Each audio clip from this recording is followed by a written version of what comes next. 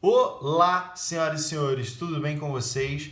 Vamos dar início agora a uma bateria de aulas a respeito de equações do segundo grau, ok? Equações do segundo grau é um conteúdo bem interessante, é legal de trabalhar, então nós vamos ver bem detalhadamente esse tópico, tá? Em alguns vídeos. Então me acompanhe porque agora nós vamos falar da estrutura. O que é uma equação do segundo grau? Bom, aqui eu já escrevi uma equação do segundo grau, a estrutura típica, que é o tipo ax ao quadrado mais bx mais c igual a zero. Legal? Reparem que nessa equação nós temos aqui o x como incógnita. E esse x ele aparece de duas maneiras. Ele aparece com o expoente 2 e aparece sem o expoente. O que significa que o expoente aqui é 1. Legal? Se a gente lembrar de equação do primeiro grau, nós tínhamos assim, ó, ax mais b igual a c. Reparem que esse x aqui, isso é uma equação do primeiro grau. Essa equação, o x aparece sem expoente, o que significa que o expoente é 1. Dessa maneira, o maior expoente é 1, o maior expoente de todas as incógnitas, porque A, B e C são números, representam números, lembra disso? Então, o x só tem... qual é a maior incógnita do x? É o 1. Logo, essa equação é de grau 1. Agora, analisando essa equação, nós temos dois graus, o grau 1 e o grau 2. Qual é maior? O grau 2. Dessa maneira, nós vamos falar que essa é uma equação do segundo grau. Então, eu acho que você já pegou a ideia. Imagine se a gente tivesse alguma coisa desse tipo, ó, ax ao cubo mais bx ao quadrado mais cx mais d igual a zero. Aqui o x aparece 3 vezes com 3 expoentes. Qual é o maior?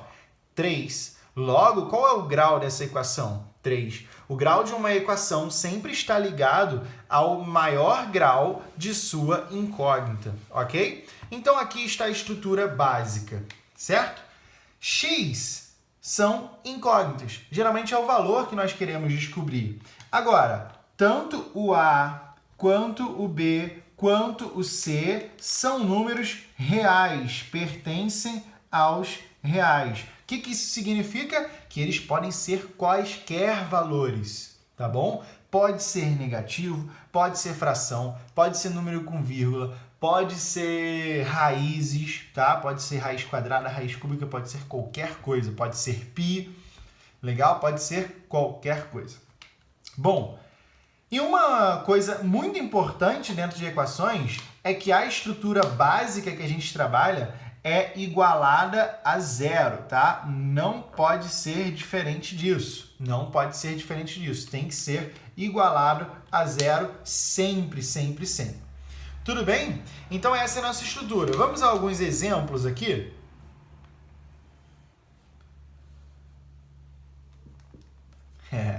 Vamos a alguns exemplos. 2x ao quadrado mais 3x mais 10 igual a zero. Eu quero colocar aqui, ó, qual é o valor de A, qual é o valor de B e qual é o valor de C, ok? Vai pensando aí que eu vou escrevendo outro exemplo aqui do lado.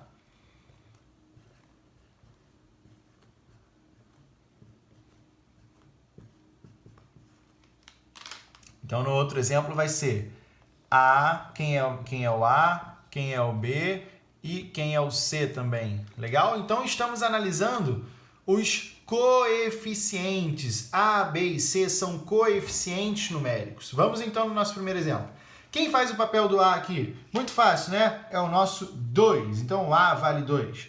Quem é o B? É o 3. Então, B é igual a 3. Quem é o C? O C, ele é importante, tá? Ele é chamado de termo independente. É o nosso TI, termo independente. Independente de quem? Da nossa incógnita.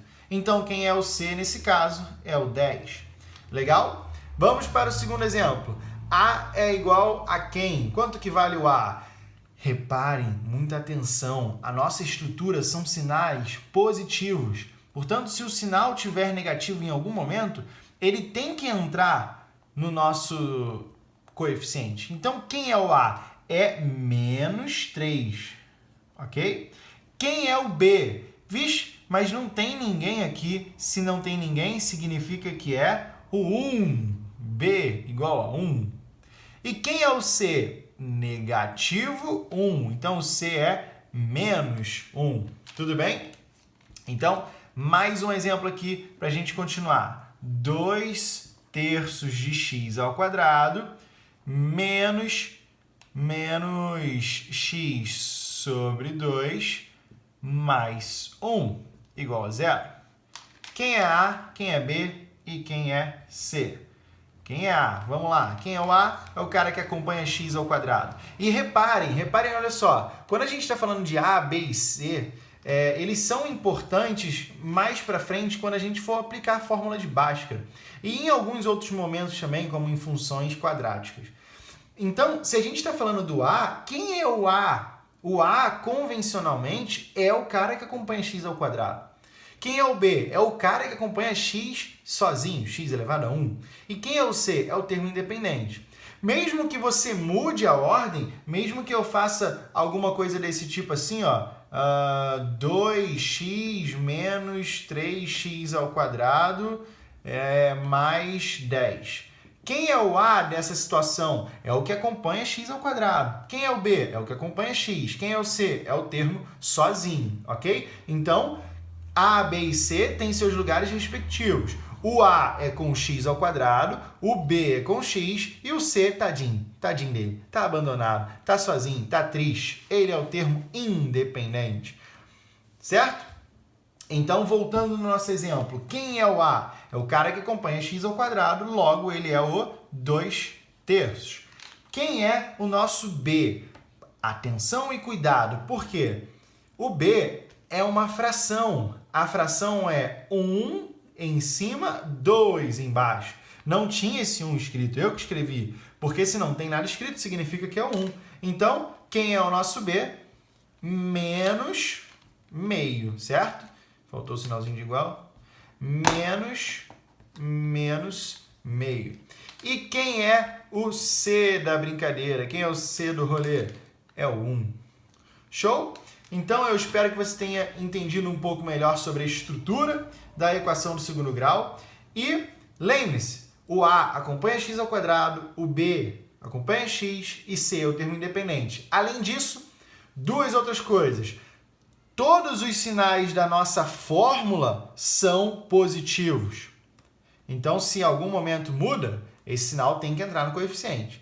E a nossa fórmula é igualada a 0, tá bom? Não caia na pegadinha de ser igual a 2, igual a 1. Se for igual a 2, igual a 1, você vai ter que mexer na fórmula primeiro, tá? Para depois determinar quem é o C ou quem é o B e o A. Tudo bem? Então, qualquer coisa deixa um comentário aí ou me manda uma mensagem para a gente conversar. Até o próximo vídeo.